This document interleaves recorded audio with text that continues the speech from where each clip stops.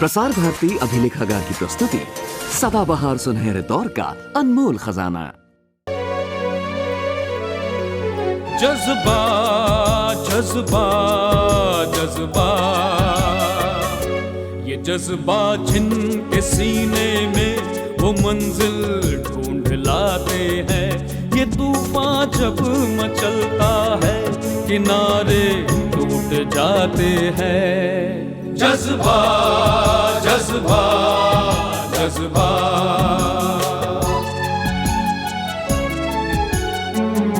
वफा के जोश को ये हौसलों का नाम देता है। इरादे जान सारी जीत के अरमान देता है। जुनून की आग की लपटें कभी मध्यम नहीं होती। ये वो जज्बा कशिश जिसकी कभी भी कम नहीं होती। जज्बा जज्बा जज्बा।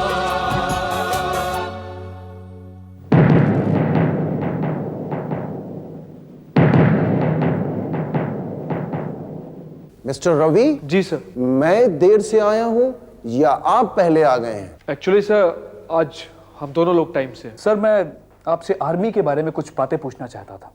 माँ तुम भी एक औरत हो, क्या शादी के बाद पढ़ा जा सकता है? जब वो आया तो उसे मेरे पास भेजना। जी जी। ये सब क्या है?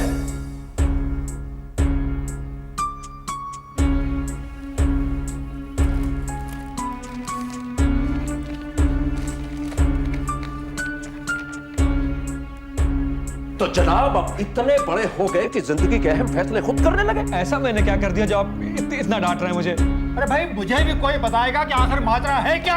इन्हीं से पूछ लीजिए। और ये कोई जरूरी नहीं कि आपकी बात का जवाब देना पसंद करें।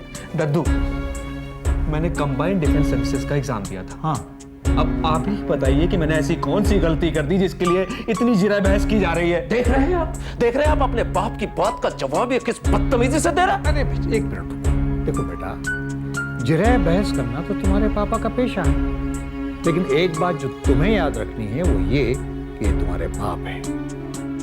दद्दू, पहले मुझे इसलिए डांट पड़ती थी कि मैं कुछ बनने या करने की कोशिश क्यों नहीं करता हूँ, और अब इसलिए डांट पड़ रही कि मैं बनने और करने की कोशिश क्यों कर रहा हूँ। अरे नहीं बेटा, ऐसा नहीं है। ये तुम्हें डांट नहीं रहे बेटा, डांट नहीं रहे तुम्हें। ये शायद तुमसे ये कहना चाहते हैं कि अगर तुमने इम्तिहान की बात घर में बता दी होती तो पूरे परिवार की शुभकामनाएं तुम्हारे साथ होती। बस खैर अब छोड़ो इस बात को। ये बताओ कि तुम्हारा सिलेक्शन हुआ कि नहीं है? दद्दू, अगर सिलेक्शन नहीं हुआ होता तो डांट नहीं पड़ रही होती। अरे वाह मेरे शेर तूने कमाल कर दिया। अरे बहू कहाँ हो तुम? जल्दी से इधर आओ, जल्दी आओ। अरे भाई सबका मुंह मीठा कराओ, तुम्हारा बेटा आधा फौजी अफसर तो हो ही गया अब। I am so happy. अरे भाई देखो, डांट बाद में लेना, पहले सबका मुंह मीठा कराओ, मिठाई मंगाओ जाओ। अरे वो खड़ी क्या हो, जल्दी से मिठाई मंगाओ ना। थैंक यू दद्दू, थैंक यू। अरे बेटा मैं आज बहुत खुश हूँ, बहुत खुश हूँ, बहुत खुश हूँ। तुमने मेरा दिल बहुत खुश कर दिया।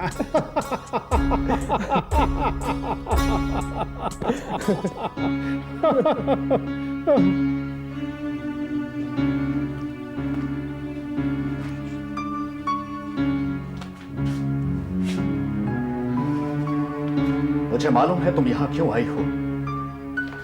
इस घर में हर शख्स मुझसे ज्यादा जानता है, इसलिए आओ और मुझे समझाओ कि मैं जो कुछ सोचता हूं गलत सोचता हूं और गलत के अलावा कुछ नहीं सोचता। मैं ना कुछ कहने आई हूँ ना समझाने आई। मुझे तो बाबूजी ने आपको बुलाने के लिए भेजा। चलिए बाहर चलकर मुंह मीठा कर लीजिए। किस बात की खुशी मनाऊंगा? किस बात की? इस बात की कि एक बाप होने के बावजूद अपने बच्चों के बारे में सोचने का हक मुझसे छीना जा रहा, या इस बात की कि मेरा अपना बेटा मुझे इस लायक नहीं समझता कि किसी चीज के लिए वो मेरी राय ले। सबको अगर अपनी मर्जी चलानी है तो ठीक है, जाओ बाहर जाकर उनसे कह दो कि वो नाचे गाएं, खुशियां मनाएं। मुझे बोलने का कोई हक नहीं है। आप उसके लेकिन एक बात बताओ कि एक बाप होने के बावजूद क्या मेरा इतना भी हक नहीं बनता कि मैं अपने बच्चों की जिंदगी के बारे में सपने देख सकूं? क्या अच्छा है और क्या अच्छा नहीं है और क्या बुरा है, इसके बारे में कम से कम उन्हें बता ही सकूं। लेकिन अभी तो उसने सिर्फ रिटन एग्जाम पास किया है, वो कौन सा जंग पर चला गया है जो आप इतना परेशान हो रहे हैं? इसका मतलब तुम असली बात समझ ही नहीं रही हो। जिंदगी भर की जद्दोजहद के बाद आज साल भर में मैं जितनी कमाई करता हूं, कॉलेज से निकले लड़कों को मल्टीनेशनल कंपनीज उससे भी कहीं ज्यादा एक महीने की तनख्वाह देती हैं। और तुम्हारे साहबजादे हैं कि कंधे पर बंदूक टांगे जंगलों और पहाड़ों में मारे मारे फिरना चाहते हैं। उसे समझाओ कि आजकल के जमाने में ये सब कुछ चलने वाला नहीं है। मैं कुछ कहूंगा तो बाबूजी बुरा मान जाएंगे। अब तुम ही उसके भेजे में जाकर कुछ डालो, समझाओ उसे सब कुछ। लेकिन क्या आपको नहीं लगता कि इस वक्त ये सब बातें करना ज्यादा ठीक नहीं रहेगा? जरा सोचिए, आज पहली मर्तबा तो उसका किसी कायदे की चीज में सिलेक्शन हुआ है। इस वक्त वो बहुत बहुत बहुत खुश है, और अगर उसकी इस खुशी में आप या मैं उससे इस तरह की बातें करेंगे तो वो क्या ये नहीं समझेगा कि हम उसके साथ उसकी खुशी में शामिल नहीं हैं? मैं तो सोचती हूँ ये सब बातें बाद में भी हो सकती हैं। अभी तो चलिए, उठिए, बाहर सब लोग बैठे हैं, सबकी खुशी में शामिल हो जाइए ना। उठिए, चलिए, झूठ मूठ ही सही, चलिए उठिए उठिए मेरी खातिर, चलिए।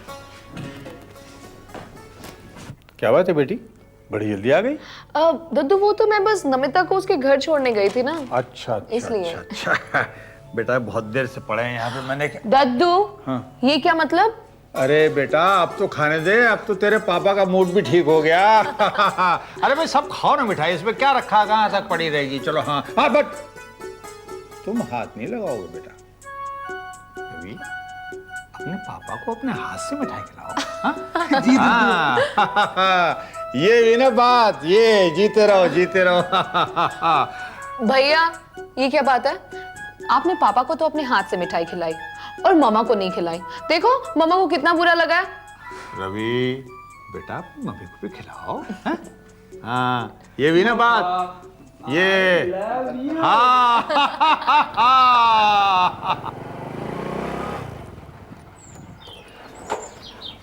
हाय ज़ेबा, कैसी हो? हाय। सच सच बता दें कैसे हैं? हम बिल्कुल ठीक हैं, आप कैसे हैं? अब मैं भी बिल्कुल ठीक ठाक हूँ। अब का क्या मतलब? आपका मतलब मैं जैसा आपके सामने खड़ा हूँ। यानी पिछले दिनों की बात आप गोल कर गए। वैसे आपके डिप्रेशन के कैंपस में काफ़ी चर्चा है। थोड़ा उतार चढ़ाव, धूप छांव तो जिंदगी में आ ही जाती हैं। एनीवे, मैं बिल्कुल ठीक ठाक हूँ, चाहो तो चेकअप कर लो। तुम्हारा स्टेथोस्कोप कहाँ है? अरे भाई कैसी डॉक्टर हो तुम, कम से कम अपने हथियार औजार तो साथ में लेकर चला करो, हैं?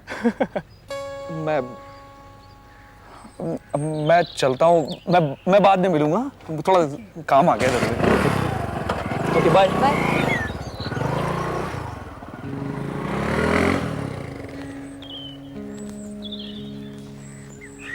हाय ज़ेबा। Oh hi. कौन था? हाय, किससे बात कर रही थी? था कोई जो शायद तुम्हारा सामना नहीं करना चाहता था। मेरा सामना नहीं करना चाहता था?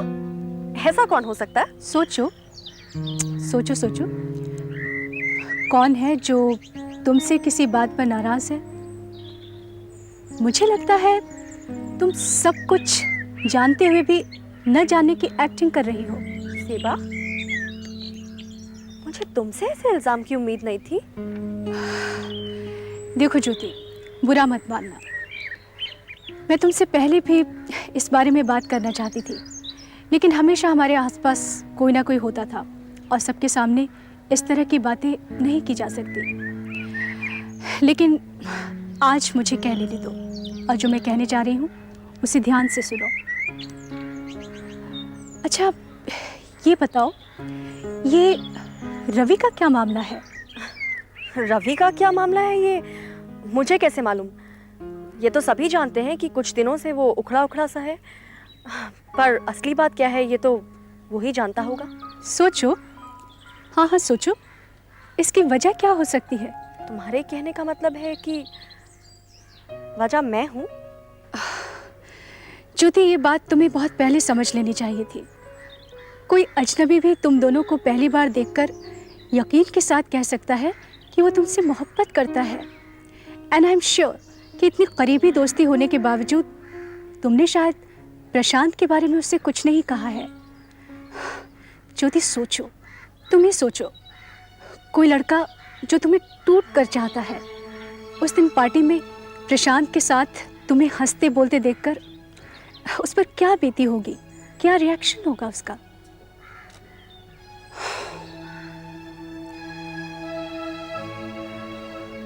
ये जिंदगी भी कितनी अजीब चीज़ है ज्योति।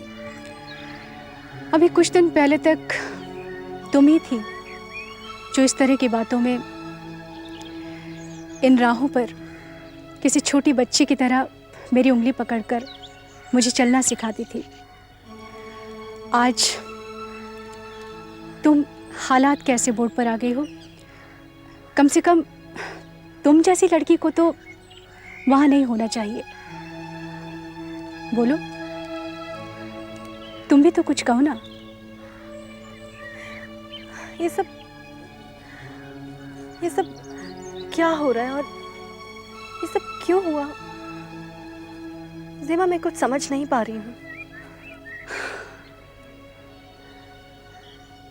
मैंने एक बार एक किताब में पढ़ा था कि every person tends to write his और her own love story through conscious और अनकॉन्शियस मोटिव्स। हम वही करते हैं जो हम करना चाहते हैं या हमारा सबकॉन्शियस हमसे करवाता है। मुझे लगता है जो कुछ भी हुआ वो जानते बूझते हुआ। तुम भी चाहती होगी कि रवि जैसा लड़का तुम्हें तुम्हारे होने का एहसास दिलाए, तुम्हें देखते ही उसकी आंखों में चमक आ जाए, तुम्हें अपनेपन के साथ देखे। लेकिन ज्योति, दोस्ती के इन रिश्तों के बीच कोई ऐसी ज्योमेट्रिकल लाइन नहीं खींची जा सकती जहाँ ये तय कर लिया जाए कि इस पॉइंट तक तो दोस्ती दोस्ती है और इस पॉइंट के बाद वो प्यार है। तुम ठीक कहती हो ज़ेबा। मैं समझ ही नहीं पाई, या फिर शायद समझना चाहती ही नहीं थी कि रवि से फ्रेंडशिप दोस्ती थी या प्यार। प्लीज ज़ेबा, कुछ देर के लिए मुझे अकेला छोड़ दो please. I hope you won't take it otherwise. सिर्फ कुछ देर के लिए। ठीक है, जैसा तुम कहो। अच्छा, मैं शाम को आऊँगी।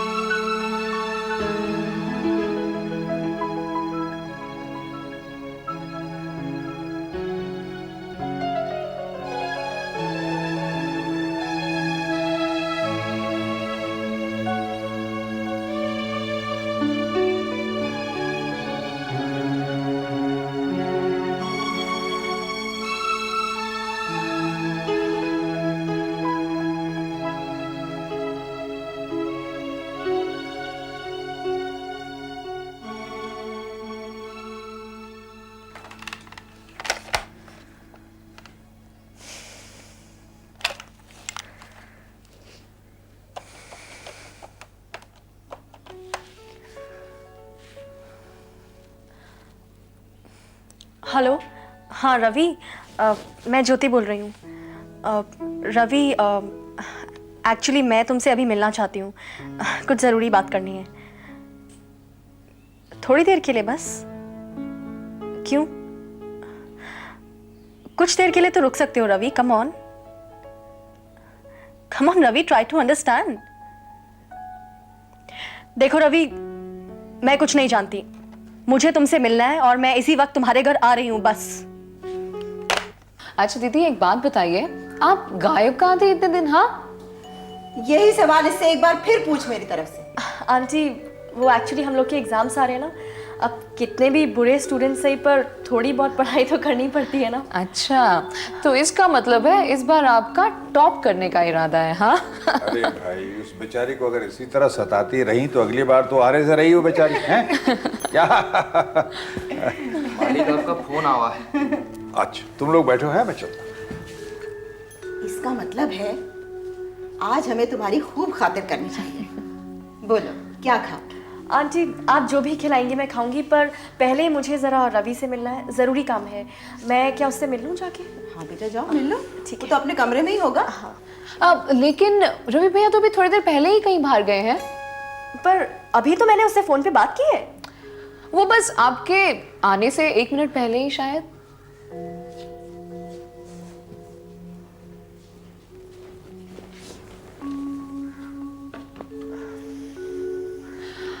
दीदी, इसका मतलब मुझे लगता है कि आप सिर्फ रवि भैया से मिलने आती हैं। हाँ, अरे तू सता रही है उसे। रवि से तो वो अपने कॉलेज में रोज मिलती होगी, अब यहाँ आई है तो हम ही से मिलने आई है।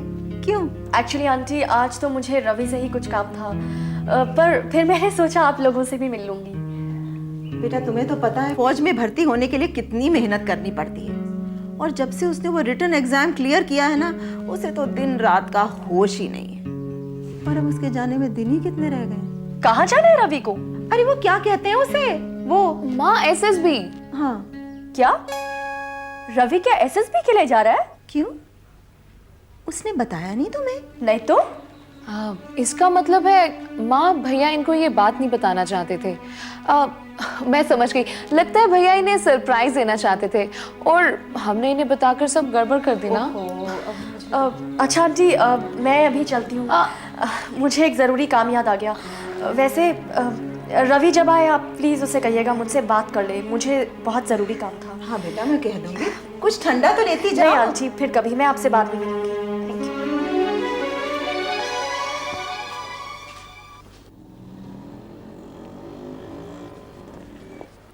अरे सुनील, रुको, तुमने रवि को कहीं देखा है? नहीं जी, नहीं जी, हमने नहीं देखा जी रवि को। जी माफ कर दीजिए जी, बहुत बहुत गलती हो गई। अरे अरे अरे, कमाल है, ये सेंस ऑफ ह्यूमर तो एंडेंजर स्पीशीज होता जा रहा है। सॉरी।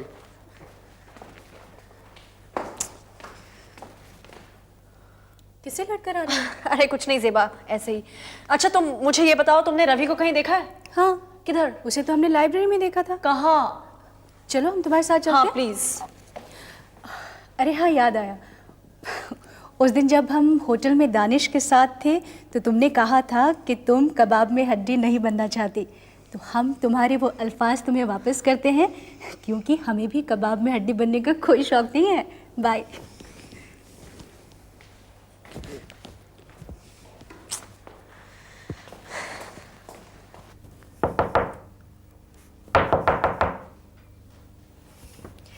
मुझे तुमसे कुछ बात करनी है और मैं बात किए बिना यहाँ से नहीं जाऊंगी। लेकिन मैं तुमसे कोई बात नहीं करना चाहता हूँ। देखो, अगर तुम इसी समय मेरे साथ बाहर नहीं चले तो तुम नहीं जानते मैं क्या कर सकती हूँ। मैं पागलों की तरह चिल्लाना शुरू कर दूंगी और फिर इतने सारे लोगों के सामने तुम्हारी क्या हालत होगी सोच लो। तुम क्या समझती हो, मैं डर जाऊंगा? अच्छा, तो फिर आजमा के देख लो। मैं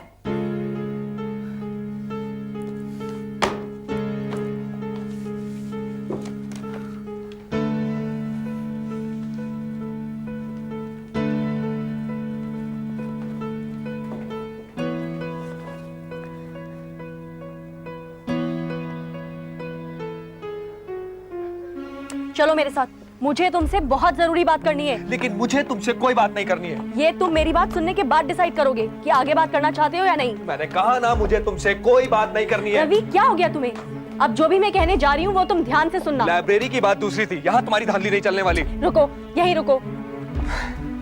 मिस्टर रवि कुमार, आप शायद ये भूल रहे हैं कि इस एकांत में मेरे चिल्लाने के कॉन्सिक्वेंसेस और ज्यादा डेंजरस होंगे। कहो तो एक नमूना दिखाऊं? और अगर मैं तुमसे पहले चिल्लाना शुरू कर दूं और यहाँ से भाग जाऊं तो क्या कर लोगी तुम? इसलिए ये मत समझना कि मैं तुमसे डर गया। तुम शायद भूल रहे हो कि इस तरह की किसी भी सिचुएशन में पब्लिक ओपिनियन मेरे साथ ही होगी, क्योंकि तुम लड़की तो हो ही नहीं सकते। एनीवे, ये सब छोड़ो। फिलहाल तो मुझे तुमसे सिर्फ 2 बातें करनी है। पहली ये कि आई एम सॉरी तुम्हें यहाँ इस तरह लाने के लिए, पर मुझे ये सब ज़बरदस्ती करना पड़ा। और दूसरी ये कि तुम जो समझ रहे हो गलत समझ रहे हो। प्रशांत भी मेरा वैसा ही दोस्त है।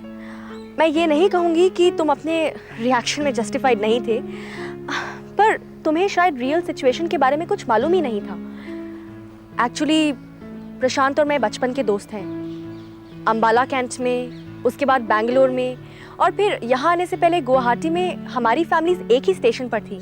इनफैक्ट हमारे फादर्स बैचमेट्स हैं, इसलिए जब भी वो यहाँ आता है उसे एक फैमिली मेंबर की तरह ही ट्रीट किया जाता है।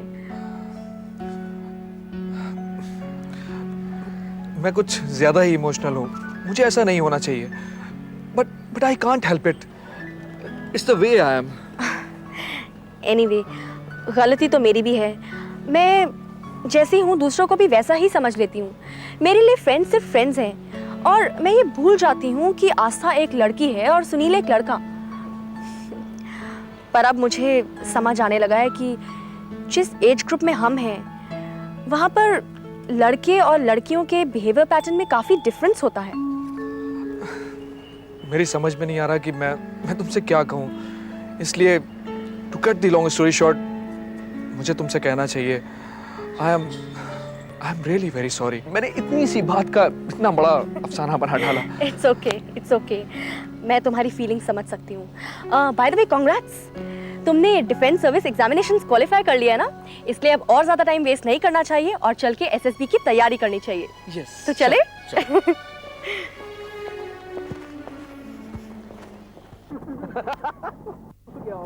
ज्योति कुछ बताओ अभी तो क्या हुआ? अरे ज़ेबा, आज मैं बहुत खुश हूँ। इनफैक्ट बहुत बहुत बहुत खुश हूँ।